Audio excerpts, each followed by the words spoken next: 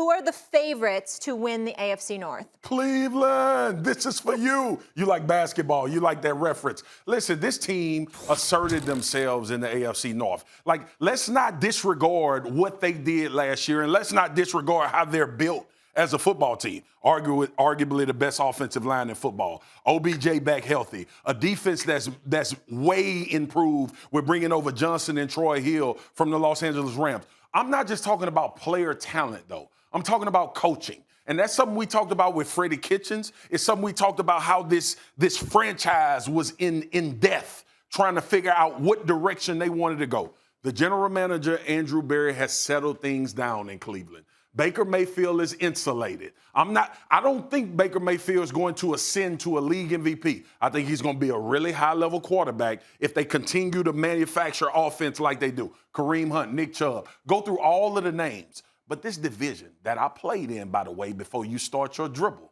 is built at the line of scrimmage. And the Cleveland Browns right now are further along than everybody else in that division when you start looking at up front. The addition of Jadeveon Clowney, arguably the best defensive end in football in Myles Garrett. There were some that contest that. But the Cleveland Browns are well-suited, and more so because of Stefanski, the philosophy, and the way that they're built. Now, go and tell me why the damn Pittsburgh Steelers are the king of the division. Well, first of all, don't be sitting there trying to ruin it. I had the audience in suspense. Don't be trying to mess with my argument. That's number one. Number two, got news for you. I haven't always been a fan of Cleveland. This is for you because of that stimulus package the league threw to Cleveland when they suspended Draymond Green and then messed up the whole finals after Golden State went up 3-1. So don't get me started with that because that's a different subject for another day. Now, I do love the fact that you brought up Andrew Berry because the bottom line is African-American being the GM. Yes. I appreciate that. The job that he's doing, the NFL team should look at more brothers and give them those opportunities. Absolutely. And Kevin Stefanski has proven himself to be a damn good coach. No shade there, but here's the reality of the situation. Who is the reigning division champions? That would be the Pittsburgh Steelers. When I think about Big Ben Roethlisberger, what was the mistake that was being made? 608 passes last year through fresh off of elbow surgery. That needed to be in the 4 to 450 range, but you couldn't do it. Why? Because you had the worst running game in all of football. Not that James Conner's the worst, because he certainly wasn't. He's a decent back, but he ain't what they needed. He wasn't that dude. He was no Le'Veon Bell from years ago. But you know who might be? The brother Najee Harris. Where's he from? Alabama. That's where he's from. The bottom line is this. You got Najee Harris in the backfield, so you ain't got to throw the football 600 times. And the 400-plus times, Big Ben will undoubtedly throw the football. Who does he have available to them? Juju Smith-Schuster had a chance to go to Kansas City. He decided to go back to Pittsburgh. Chase Claypool, the brother's bad. He's something special. He's going to be in the house. Deontay Johnson's going to be there. James Washington, I know he wants to leave, but why does he want to leave? Because there's so many damn good receivers ahead of him. True. He ain't happy with the playing time and all of that stuff. But he'll find his way. Eric Ebron is no joke either at that tight end spot. Now, the offensive line, do I have concerns? Sure, I have concerns. A bunch of no names. You got to put them together. It's a whole new thing that you're revamping. New offensive coordinator. I thought Fichtner was a bit predictable. Matt Canada, I don't expect him to be that dude. As a result of that, with Tomlin, we know Kevin Stefanski could coach. What do we know about Tomlin? We know that brother can coach too. So, and then I didn't even bring up the Steelers defense. I'm sorry. Did I mention T.J. Watt 15 sacks? Did I mention Stephon Tuitt? Did I mention? I don't like the fact that they lost Bud Dupree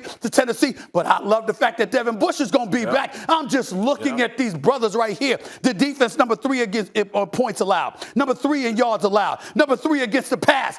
They're returning.